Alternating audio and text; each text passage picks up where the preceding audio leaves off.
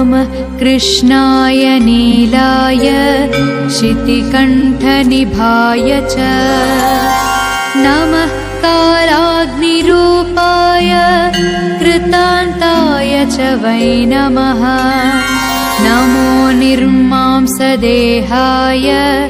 दीर्घश्मश्रुजटाय च नमो विशालनेत्राय स्थूलरोम्णे च वै पुनः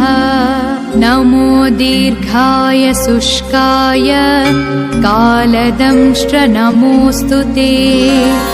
नमोऽस्तु कोटराक्षाय